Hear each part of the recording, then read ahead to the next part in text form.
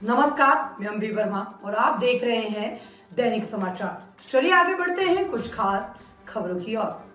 सपा के राज्यसभा सांसद रामजी लाल सुमन ने कहा, भाजपा वालों का तकिया कलाम हो गया है। मुसलमानों में बाबर का डीएनए है तो वो फिर हिंदुओं में किसका डीएनए है? बाबर को कौन लाया? बाबर को भारत में इब्राहिम लोदी को हराने के लिए राणा सागा लाया था। मुसलमान बाबर की औलाद है तो तुम यानी हिंदू गद्दार राणा सागा की औलाद हो। ये हिंदुस्तान में तय हो जाना चाहिए। बाबर की आलोचना करते हैं, राणा सागा की नहीं। देश की आजादी की लड़ाई में इन्होंने अंग्रेजों की गुलामी की थी। हिंदुस्तान का मुसलमान बाबर को अपना आदर्श मानता है। वो मोहम्मद साहब और सूफी परंपरा को आदर्श मानता है। रामजी लाल ने ये बातें शुक्रवार को राज्यसभा में कही। सपा सांसद के बयान पर भाजपा ने पलटवार किया। एक्स पर लिखा, सपा के नेता अपने संस्कारों के अनुरूप तुष्टीकरण की सियासत में इस कदर डूब चुके हैं कि वो विदेशी आक्रांताओं का महिमा मंडल करने के लिए भारतीय महापुरुषों को अपमानित करने में जरा सी भी परहेज नहीं करते हैं। सपा सांसद की टिप्पणी बेहद शर्मनाक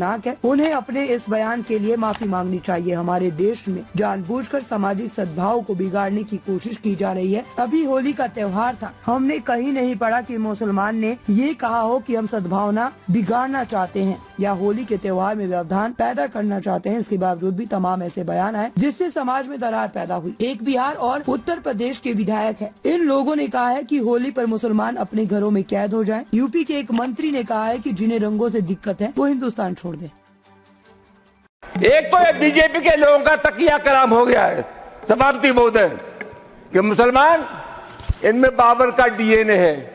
उप सभापति महोदय मैं जानना चाहूंगा कि बाबर का डीएनए मुसलमान में है। हिंदुस्तान का मुसलमान तो बाबर को अपना आदर्श मानता नहीं है, वो तो मोहम्मद साहब को अपना आदर्श मानता है, सूफी संतों की परंपरा को अपना आदर्श मानता है। लेकिन सभापति महोदय मैं जानना चाहूंगा कि बाबर को लाया कौन? बाबर को इब्राहिम लोदी को हराने के लिए राणा सांगा लाया था। तो मुसलमान तो बाबर की औलाद है और तुम गद्दार राणा सांगा की औलाद हो। ये हिंदुस्तान में तय हो जाना चाहिए।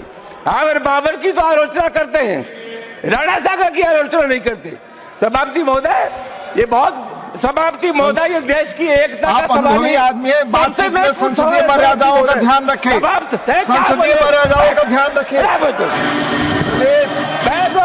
टाइम है जो भी चीजें संसदीय मर्यादा का अनुकूल नहीं है। आजादी की लड़ाई में इन्होंने अंग्रेजों की गुलामी की थी। सभापति महोदय please your time is over, you please sit.